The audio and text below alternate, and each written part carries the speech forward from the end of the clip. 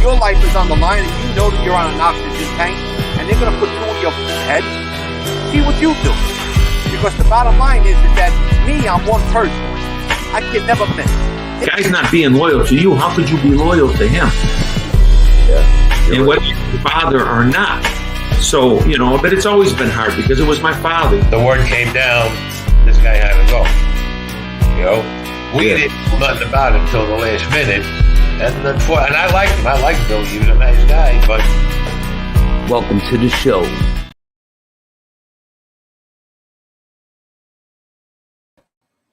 Welcome to this episode of Chatting with Staxx. I'm your host, Bill Staxx, and today I got Tommy Stigs. But I wanted to jump on here live and just chop it up with you guys for a couple minutes. What's going on? We've got a lot of people watching right now. People are interested in Stigs. He's got a really crazy story if people don't know, and he tells it to me, and I'm going to bring it to you guys. Shout out to Tommy Stigs. Shout out to Steve. What's up, Steve? How you doing? Kelly, how are you? Gerard, what's going on, man? Evan, the nice guy, how are you? Great show tonight. Thank you, man. Donnie, what's up? Looking forward to the conversation. Stigs is a great guy. Respect it. The Reality Report, Craig Gatto, go check him out. There's a lot of good content makers out there. Go check them out. Give them a chance. Dave, what's going on, man? Tommy Stig said, this is my first for me, guys. Salvatore, what's up? Don't worry, you're going to like this one, Stigs. I threw some stacks on it, so we'll see what you guys think of this video. I just want to give a couple shout outs before we get started tonight. I want to give a shout out to Joey Molino and the Skinny doing the turkey giveaway. Some real commendable stuff. I saw he was giving away bikes and all that. It's I'm going to be volunteering on Thanksgiving at Brian's Angels. If you guys are in the area, go check me out at Brian's Angels. It's on Center Street and Summer Street in Bristol, Connecticut. I'll be there on Thursday. I believe they serve their Thanksgiving dinner at I think it's 12 to 2:30, but don't hold me on that. But I will be there giving out meals. So shout out to Brian's Angels. Go check them out, briansangels.org. I try to give back to the community. Cinnamon Girl, what's going on? Jack, what's up, bro? Gianni, we got Gianni in the building. Liberty, what's up, bro? Full green light. We got a lot of people. Damn, Stigs got a lot of fans out there. So without any further ado, let's get it started. Why you guys are all here, right? You're here for Stigs' story, and it's pretty damn good. So sit back, relax, and enjoy the show. I'll be back. Many people that were like either lost their bets and they're like, I want my money. I don't give. Were there any people that were like that? Most bookmakers, if you ever talk to them, will tell you just like this.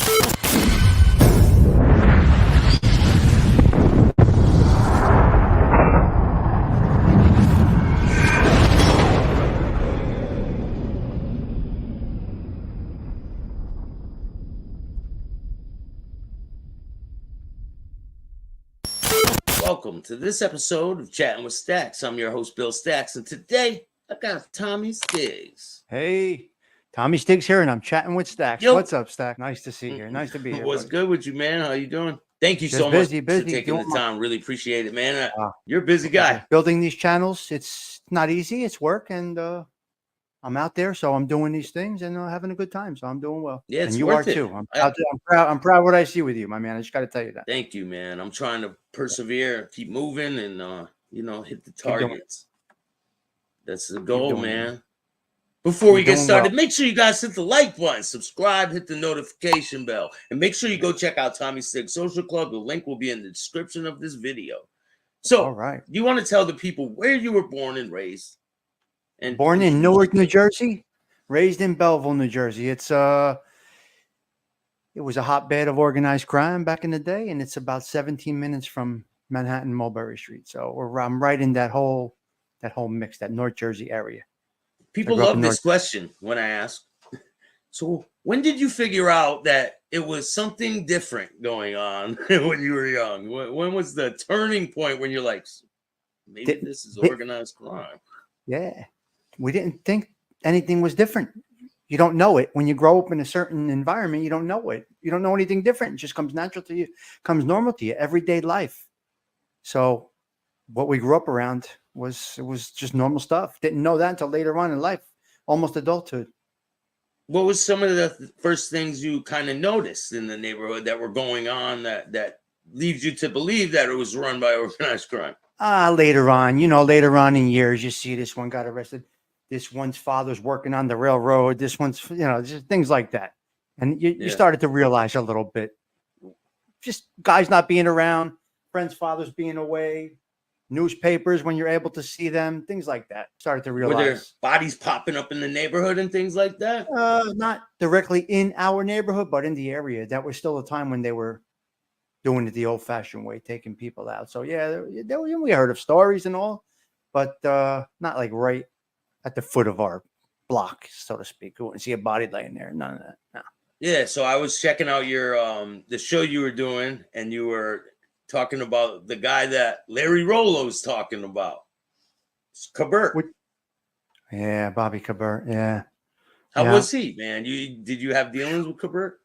He was a tough guy. He was from the neighborhood. He was a tough guy. He rose up to be the Gambino boss of Jersey and one of Gotti's favorite men, one of Gotti's favorite guys. So he was on the other side of town. He had that one area. He had a social club, 2 clubs over there, 2 or 3 clubs over there. He was just a very strong presence. You knew when he was around. So tough guy. Larry's crazy for borrowing money from that guy, huh? Yeah. Oh my God. And then he's like, I don't got it. I don't know what to tell you. Like, he took him on the boat, right? Yeah, he took him on the boat. Poured cement in the bucket with his feet in it. Yeah, that's how Bobby was. That's why he was well regarded by the New York guys. I will tell you real quick story. When they thought everything was going bad over there, when Gotti was away, they were thinking about shifting that power to Cabert's crew until they realized the impact of Sammy. Until they realized the impact of Sammy coming here to testify and giving up more than just over there. That was the plans. Gotti held Cabert in such high regard that they were thinking about moving the power of the family to Belleville, New Jersey. And I think there's newspaper articles about that. There might be. That's how high I'm regarded. I'll put them on here if I can find some newspaper. Yeah, articles. You should be able to find something. Yeah, possibly. Yeah. So wow. You're in the neighborhood and things are, what was the early life like? Did you go hanging out with your friends when you were a young child, like say around 13, 12, 13, 14? What were you into back then? What was going on always was a poker game going on in somebody's basement in the neighborhood. My mother had games. The neighbor had games. There was always poker games going on. There was always something going on about gambling every weekend. 2 days straight, a basement light was on, and it was just like being in a casino, basically. So my mother would smoking everything, cigars and everything, food and all that, right? Poker chip holders, everything. So my mother used to make the sandwiches for the card games, and I used to deliver sandwiches to the tables, 9, 10 years old, and they would give me tips. We didn't know we thought it was just normal, like family being over, but it was, 5 tables of people playing poker. It was amazing, but it just came so normal to us. A lot of money in the house, right? Yeah. Well, they would cut with the poker games, you cut the pot. Every time there's a pot, you cut the pot, It's crazy. It was. All of the poker games in your early childhood, did they all run smoothly or was there never a problem? No? Never a problem. Nobody ever got raided. There was never an issue. Nothing. Ever. No robberies, no. Nothing. Did anyone ever get caught cheating? No. Those types of things would have happened probably in a social club environment or a high level game. If it ever did happen, it typically wouldn't happen in the basement games. They wouldn't do it because they respected the people that lived around. They would never do it. Yeah, and they're all a tight knit group of friends that are just gambling with each other, right? Yeah. it's recreational and somebody's making some money on it. It's in the culture of Italian. Gambling's in the culture. So any holiday, there's always cards being played. It's just a regular thing. So they had these games. I don't know. It's crazy. Great stuff. So what was your life like going through school and things like that? Well, I was not anywhere near being involved in it until I had to be involved in it. So my father left us, me, my mother, my brother, when I was 12, basically left us and cut us off totally. Gave my mother no money. It was my mother, me, and my brother. At 12 years old, we were struggling. Sometimes the heat was off. And so fast forward, I said, okay, there's a way for me. I gotta do something. I have to change this course, this financial course. And that's what got me started to get a little bit involved in it. I did it out of survival, not out of glamour. Did you have resentments for your father leaving? I just totally cut him off in my brain, totally. Yeah. So, no. I learned from it to be a better dad, and I'm the dad I am today because of that. So I rewrote history, didn't repeat it. In that aspect. How were you getting involved? Like, what did you have to do once your father's gone? Do you have to make a living to try to get money into the house to maintain the house and things? Yeah, my mother was always working every day. And then I always worked. I always had a little job in a pizzeria or something. I always had a little job or something. But I think around 11th or 12th grade, maybe 12th grade, I started seeing the football slips going around and started to get a little bit involved in that. Then once I was out of high school, I wanted to be a part of this. So how am I going to make money doing this? So I ran off made copies of football slips on my own, not getting them from anybody. I did them myself. That's illegal as hell in the underworld, right? Right. So I doing this and I'm doing good. I'm making a few dollars. I'm nice, wads of money as someone that never had any. But I'm making Xerox copies of like 2,000 football slips, right? The betting slips, and I'm distributing them all over the neighborhoods and everywhere. And people are betting with me. I got caught. I got called. Walk me through. They call you, walk me through the situation. Call me and they're like, what are you doing? You can't do this. This is not okay. What do you mean? You can't do this. This stops today. It doesn't stop today, but now you're going to get them from us. You're going to you get the tickets from us. Now you got to turn them into us. Now you got to cut it with us. And they gave me a pass as far as being like a scammer. I wasn't really a scammer. I didn't know if I was really even doing anything wrong. It just came natural to me to do this. I don't know. It was a survival thing. Just came natural. So I did it. And once I got caught from the boys, that's when I started to get involved, and I had to run the tickets through them. So I had about 4,000 football slips going out a week, and you had to pay to get them printed. And each one has like a serial number on it. Yeah. So you're just out of high school at this point. Yeah, probably around 18-ish, something like that. 18. Any major situations happening in your life or on the streets that you notice by this time? So a lot happens. It's like a snowball effect. All right. You start with the betting slips. Then you start to say, all right, let's take some action. Then you get some customers. And before you know it, you got a full-fledged bookmaking business where you're an agent under a bookmaking operation.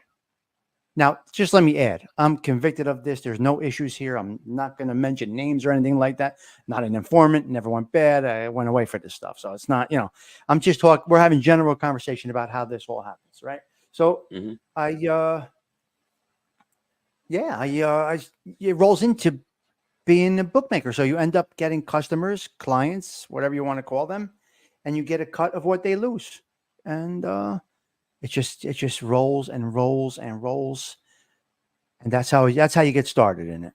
But that's with the gambling side. But then there's the bookie side to where you're loaning money. There's LoanShark side, right? That's different. That's a whole different business. There's bookmaking and there's loan sharking. You were doing Bookie. both, right? Both. Yeah. But I was doing both.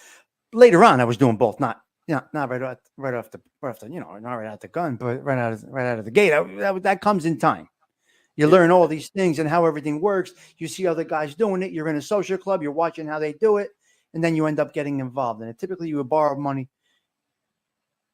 Typically, you would have a guy that had faith in you and would lend you money at, say, 1 point, whatever it is, 1%. And you push it out at 2 points, 3 points, 5 points, whatever you can get for it. And that's how you make money on the low sharking. But it's totally separate from gambling. Gambling and the bookmaking and the loan sharking are two totally different things. They do go hand in hand, but they are different. Sometimes the bookie and the loan shark and all that, they aren't the same person, right? Because they intersect with each other, and if you're borrowing money from this guy, you can't bet with this guy because then it starts to fog the lines. The lines start getting blurred, right? Gets bad. It can get ugly. I did do it once in a while as a bookie and a loan shark, but depends. It depends. If you make it in your commission that week, you don't mind. You'll lend that money out and get points on it. It can be a little funny. It could be a little funny. There are many guys that do both, but loan sharking is a better business than bookmaking. Now, did you have any people that were like either lost their bets and they're like, I want my money, I don't give a shit? Were there any people that were like that? Most bookmakers, if you ever talk to them, will tell you just like this. Here's the problem that you have with gamblers. First of all, most of them are degenerates. They're banged out. They're a mess. They're degenerates, right? So you're dealing with a class of people that are just they're just chasing a habit, basically. So the main problem for a bookmaker is when they win and win and win, and then they lose and can't pay you. That's the ones that they irritate you. The ones that lose, but are losing all the time, you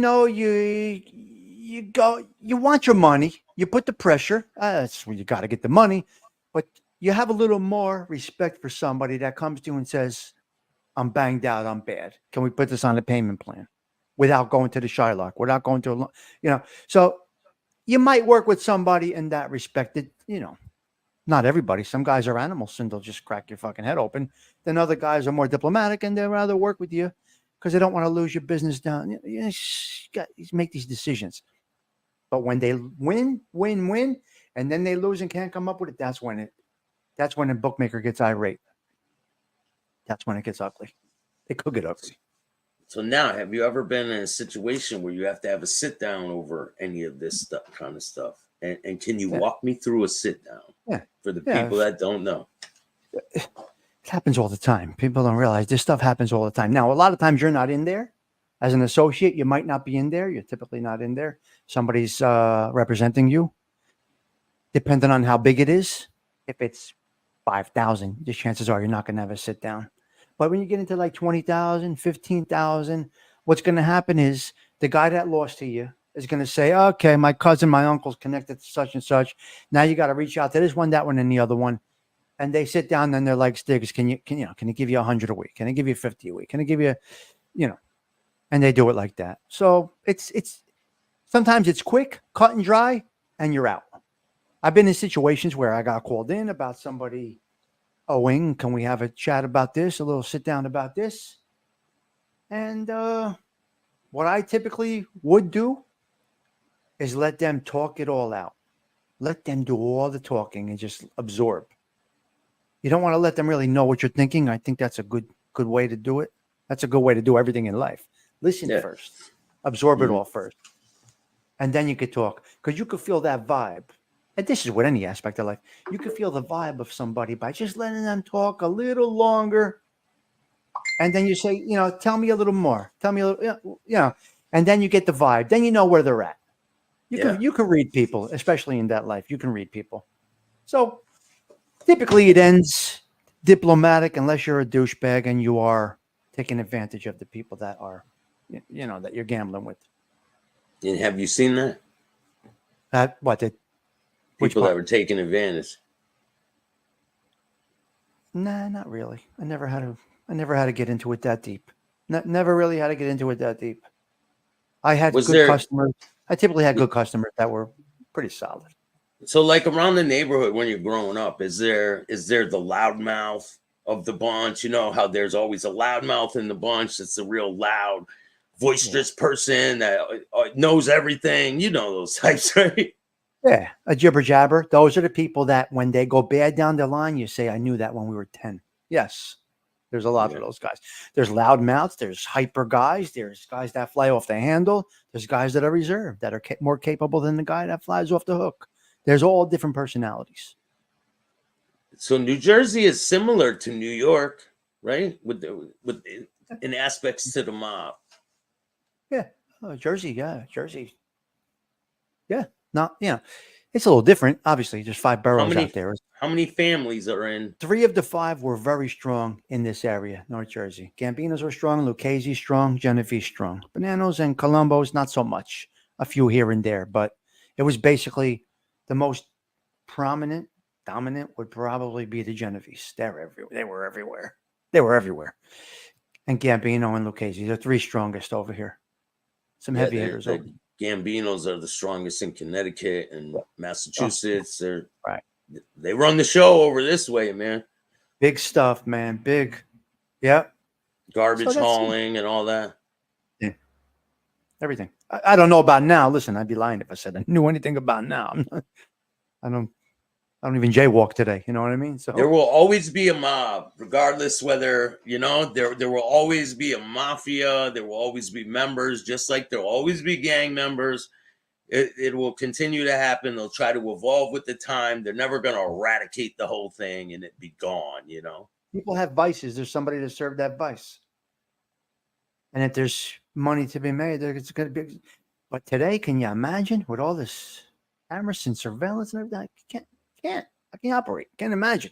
I wouldn't want to be doing it today. I couldn't imagine. No way. Yeah, no way. I speak to a lot of people involved with organized crime. Some people are still in it. Like I talk to made men, and they tell me I don't even want to be involved with this stuff. Like they see the stuff going on the internet, and they're like, this whole life just makes me sick, man. And I'm like, well, I don't know the answer. Just run away from it. Then I don't know what to tell them. The best thing for a guy today is they get shelved. They're told they can't operate. You're good then. They're out. You're done. Joe C got shelved, right? Who? Joe C. I don't know. Was it Joey C from was it the Banana family? I don't know. But remember the guy that got assaulted at the funeral? Oh yeah. They shelved him. Yeah. Well, look at it's almost a blessing. Quite honestly, I don't want to. It's not a good way to live, man. It's not a good life. It's not good. I don't recommend it. Time growing up and your time in the streets when you're doing this bookmaking operation and all that, and you're loan sharking and doing bets. Was there any serious situations that came across your life? You always heard this one's bad, that one's bad, this one's. Yeah, heard things, but I didn't see much of it, to be honest with you. I wasn't involved in that aspect of things. My thing was just getting these customers, running his business, keeping my eye on the ball, and staying solid. And I never gambled to bet $1 in my life. So this was strictly a business for me. So I was really just keeping my tabs on what I was doing and what my responsibilities were. I didn't want to get involved in anything. I just ran it, did it, and it came second nature to us. It's just like doing something legal. You don't even feel it. In 90, I got pinched in 94, 95. So early 90s. Early 90s. How did you get pinched? Can you walk me through that? 100%. If you want to go right to that, we can go right to that. I can go right to it. Hey, if you got some stuff in between, we can. I'll tell you how brutal the life is. I'm going to tell you how brutal the life is if you want to hear one of those real quick. Yeah. We could talk for hours, but you don't want to do that. So we'll get a few things in here. We'll get to when I went away, and we'll do all of that, and then we'll be good. The one bad story, my own uncle. So we had a social club in Newark, in North Newark, which was a hotbed for organized crime. My uncle we had a social club, and I ran the betting slips out of his social club. He's dead now. Anyway, so every week we were partners. Me and my uncle were partners. So I would hand in the slips. We had a strong box that we kept in an abandoned car behind the social club, because if they raided the club, no gambling records on the premises. So we collected the weekly betting slips. We put them in a box, like a little box, steel box. We put them in the abandoned car behind the social club. Nobody knew? hits the. Who knew Go ahead. about that? Who knew about the box? Yeah. How many? So How many people knew? Yeah, only me and him. Okay. Only me and him. 2 keys. I had it. He had it. Now, guys in the club knew there was gambling records or stuff in the car. There's other stuff. It wasn't just my book. There was other things in there too. So we would collect every week and lock them up. People would hand their bets in and lock them up. You know how these betting slips work. You take one side. The gambler takes the other side. There's 24 games or whatever is on there. You circle number 14 on the top, and you circle number 14 on the bottom, number 12 on the top, number 12 on the bottom. We keep the official slip, and there's matching numbers on it. So betting slip, Staxx has betting slips A, B, C. Tommy Stigs has betting slip A, B, C. The stub, you win, you come back with your thing, and we match it up, and then you win or you lose. Nobody wins. There's no way to beat the bookie. So I'm getting hit a couple of weeks in a row. I'm saying, what the fuck is going on here? 600, 700, 1,000. Who hits? Nobody hits these. It's impossible. We never lose money. All of a sudden, we're not losing, but we're dipping in. Now we're paying out. Bookies don't pay out. I'm serious. It's a losing proposition. You don't win. Gamblers never win in the long run. So, and my uncle's handing the tickets in. So I'm saying to myself, something is not right here. Something is not right here. After all the betting slips were in, I went into social club in the middle of the night, opened the gates in the front. It was in Newark, not a good area. So we had gates in the front, you know what I mean? To lock it like a bodega does.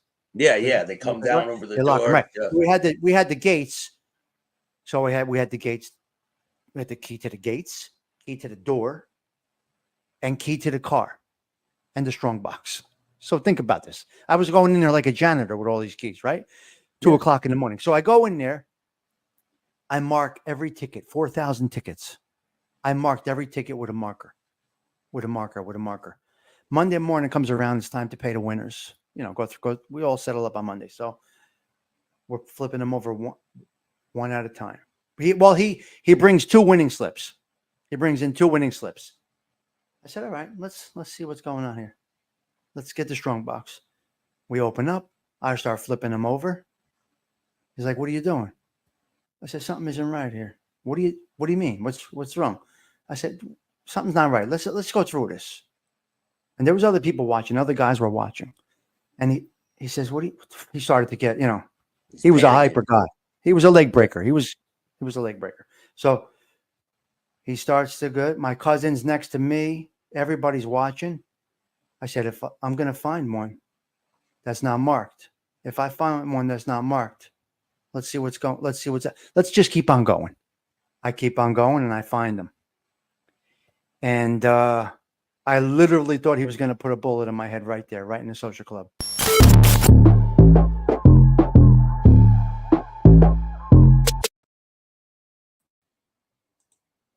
Hope you guys like that show. Part 2 will be out Saturday night at 9 o'clock. You don't want to miss it because you'll hear the rest.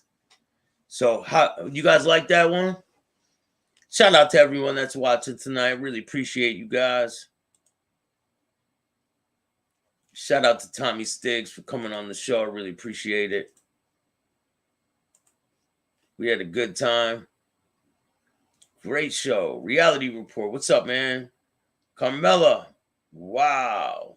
That ended quick. Hey, cliffhanger. You got to leave them on the edge of their seat. And I think Stigs did a great job at that. Nice work, Staxx. Thank you, Stigs. Appreciate it. Make sure you guys go check out Tommy Stigs Social Club. The link is in the description. And the link for The Skinny with Joey Berlino and Little Snub is in the description of this video if you guys want to check it out. Yeah, Stigs is a really good interview. Big Boy Blue, what's up, bro? Cinnamon Girl, thank you. If you guys don't know, I got some major interviews that are going to be dropping. I did one, a serious one. Shout out to Pat Militich from the Militich Fighting System. Shout out to Miranda Maverick. Shout out to Don McGuire. Shout out to all the legends out there. Shout out to Dan Black from Team Black. Kelly, what's up? Edwin, Liberty. Damn, Staxx got me down the edge of my seat. Hey, that's great. That's really good to hear. Please sub to Skinny. 30K away from 1 million views. Holy shit, that was fast, man. That was really fast. So we're going to be doing some great things this Thanksgiving. We're going to be giving back to the community at Brian's Angels. Go check them out at briansangels.org. If you guys want to donate to the show, you can hit up my Cash App at Bill Staxx 2021. There's a link in the description of this video, or you can hit up Venmo, PayPal, Super Stickers, Super Chats. All the money goes right back into the show, and I help the community. And I appreciate everyone that takes the time. I really do. Stop by my little channel, guys. I would love to have you at the Social Club. Make sure you guys go check out Tommy Stigs Social Club. I'll drop a link in the chat. Red Rider PB going, what's up, bro? Wizard, what's going on? Gerard, Maureen. We got a lot of people in the house. Nice guy, Michael. It's only going to get better. I promise you that. Things are going to start picking up some steam. I will be in New York City on December 1st at the premiere of Silent Partners. It's a film festival, and I am covering the film festival. I will be out there with Katrina Michio, my co-host from the Reform Podcast. Go check out the Reform Podcast. We got some really good guests. And shout out to Hollywood Wade from Crime and Entertainment. He told an incredible story about how he was charged with murder for killing his wife's ex-boyfriend. You guys want to hear that story. It's insane because it's something that a lot of people deal with. You know what I mean? When you separate from your spouse and you're dealing with a new person that comes along, and then when they break it off with that person, what happens? The guy tried to kill him, and he got the drop on him. So you guys want to check that out. It's pretty crazy. Yeah, we'll definitely have Tommy Stigs back on the show. Part 2 is really good. You guys don't want to miss that one. It's really good.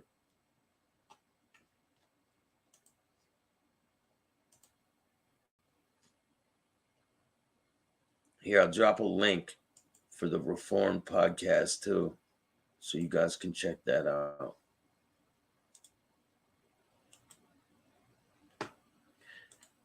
And listen to this. You want to hear something wild? I started the Reformed Podcast when? Like a few weeks ago, right? We just hit 1,100 subscribers. So thank you to everyone who subscribed to the Reformed Podcast. We just hit 1,115 subscribers, to be exact. If you guys didn't know, it's called Reformed TV 88. If you guys want to check it out, Reformed TV 88. I'll drop a link in the description of this video. You guys want to check out the other channel. We got a lot of good things going, so New York City, next stop. If you guys don't like this show, start your own podcast. I'll show you how to do it. Get some advice, and I'll show you exactly what I do. I appreciate all you guys taking the time tonight. We have some incredible things going on in the future. I could not be happier. Quality show, Staxx. Thank you. Congratulations, Staxx. Thank you, Maureen. I appreciate you. Reality Report. Yeah, go check out that show. 1,115 already. Can you believe that? We're already monetized over there. So, hey, it's only going to get better. I can promise you that. I will see you guys tomorrow morning. We got some roasting to do. I think I smell burnt rat. Yeah, tomorrow morning we're going to fry them up. So stay tuned and don't miss it. 11 a.m.